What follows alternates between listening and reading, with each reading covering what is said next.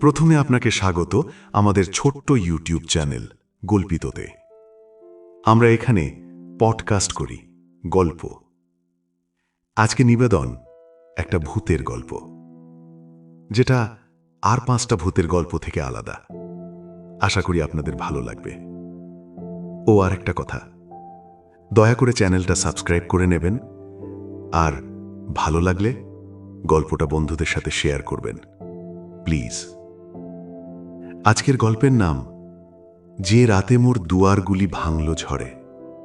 লেখক ভাস্কর ব্যানার্জি। আসুন শুরু করা যাক গল্পটা।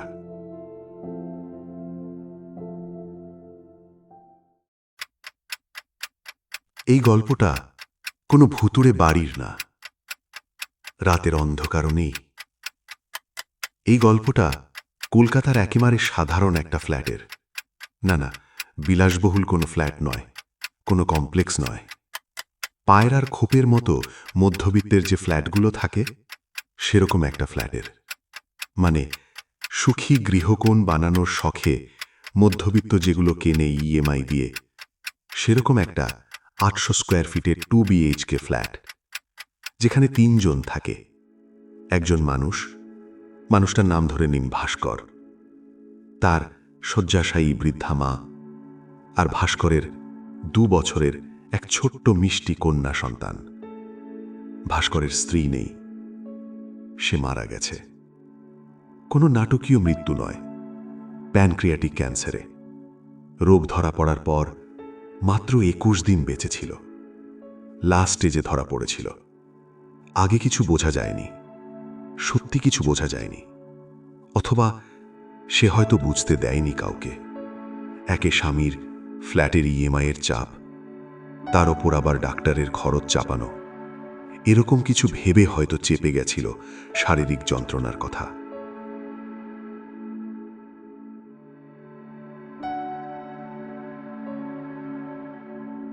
ডাক্তার ওকে বাড়িতেই রাখতে বলেছিলেন। তবু ভাস্কর রিপোর্ট নিয়ে সারাদিন ছুটে বেড়াতো এ হাসপাতাল সে হাসপাতালে। যদি কেউ বলে চিকিৎসা করতে পারবে এই স্টেজে, সেই আশায়। না, কোনো ডাক্তার এই স্টেজে কেসটা আর হাতে রাখতে চায়নি। ওষুধ দিয়ে বলেছিল ঘরেই রাখতে। চিকিৎসার মাঝেই হঠাৎ করে শেষের দিনটা চলে এলো। হঠাৎ শ্বাসকষ্ট, অক্সিজেন সিলিন্ডার, হাসপাতালে নিয়ে যাওয়া।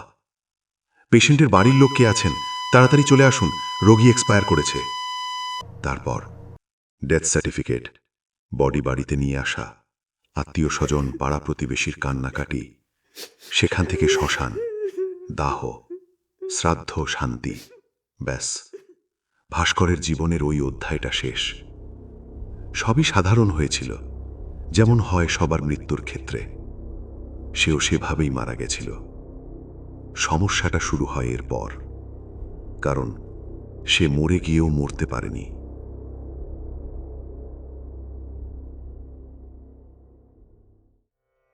প্রতিদিন সকালে তার স্বামী প্রথমে কাজের কথা আর ভাবে না, মানে ভাবতে পারে না আর। প্রথমে দেখে শিশুটার বুক ওঠানামা করছে, তো দুধ গরম করে, ডায়পার বদলায়।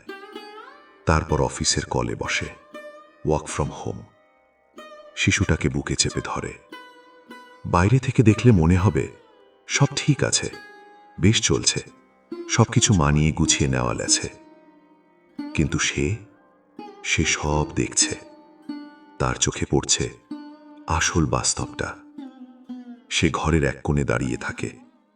সে জানে সে মারা গেছে, কিন্তু সে এটাও জানে একজন মা মরে না, কখনো মরতে পারে না। সবচেয়ে কষ্ট হয় শিশুটার দিকে তাকালে। ও কথা বলতে শেখেনি ভালোভাবে এখনো, তবু মাঝে মাঝে খালি বাতাসের দিকে তাকিয়ে হাসে, কখনো অন্ধকারে তার দিকে তাকিয়েই।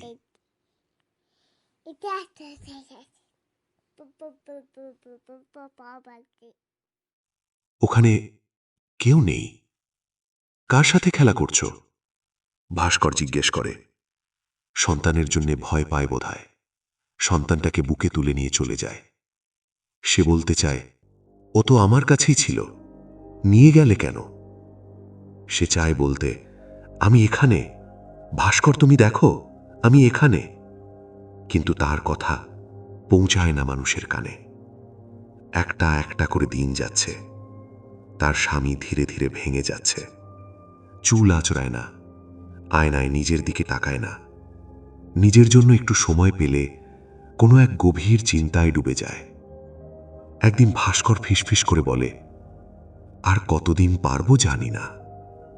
তুমি বেইমানি করলে, মাঝপথে ছেড়ে দিয়ে চলে গেলে।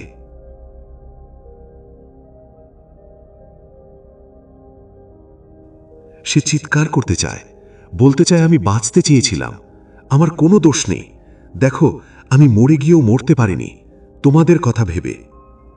কিন্তু মৃতদের কণ্ঠস্বর থাকে না। দিন যায়, মাস যায়, শিশুটা বড় হয় ঠিকই, কিন্তু কোনো কিছু আর আগের মতো থাকে না।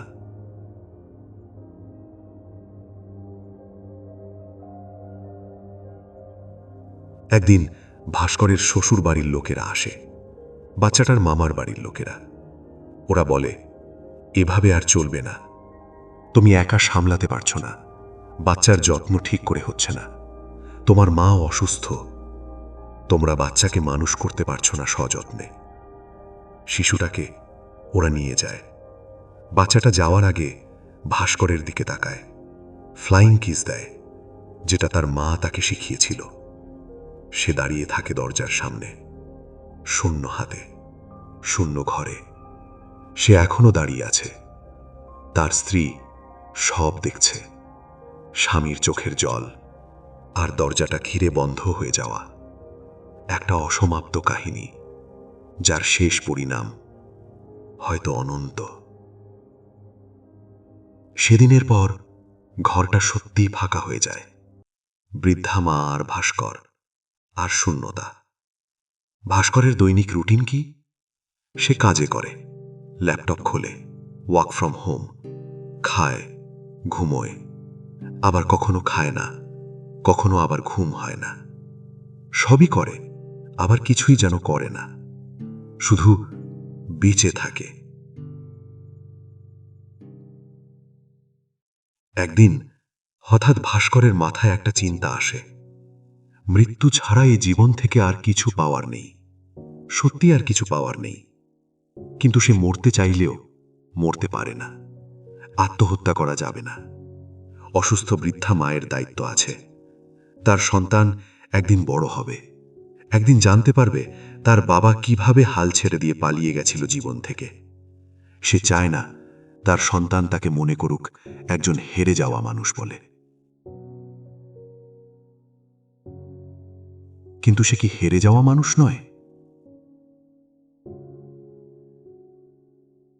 জীবনের রঙ্গমঞ্চে আমরা সবাই নাটক করছি, তাকেও নাটক করতে হয়। তাই সে বাঁচে, বাধ্যতামূলকভাবে বেঁচে থাকে, এক পা করে মৃত্যুর দিকে এগিয়ে যেতে যেতে। প্রতিদিন একটা শ্বাস আর একটা শ্বাস, কোনো আশা নিয়ে নয়, শুধু এই ভয়ে, মায়ের প্রতি দায়বদ্ধতা, বড় হয়ে যেন একদিন তার সন্তান ভুল কিছু না ভাবে। আর সে দাঁড়িয়ে দাঁড়িয়ে সব দেখে যায়। কারণ কিছু মৃত্যু শেষ হয় দেহে, আর কিছু মৃত্যু চলে আজীবন। সে ভূত, কিন্তু সব ভূত ভয় দেখায় না, সব ভূত অস্তিত্বের প্রমাণ দেয় না। কেউ কেউ নীরবেও থাকে, না থেকেও। আর তার স্বামী ভাস্কর কোনো হিরো নয়। তাই এই গল্পে আমরা খুঁজে পেলাম না কোনো হিরোইজম, খুঁজে পেলাম না কোনো ভূতের ভয়।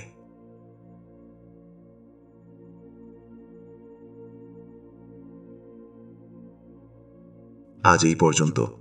আবার দেখা হবে কাল আর একটা ভূতের গল্প নিয়ে। আর সেই গল্পটা কেমন হবে সেটা আপনি জানান কমেন্ট বক্সে।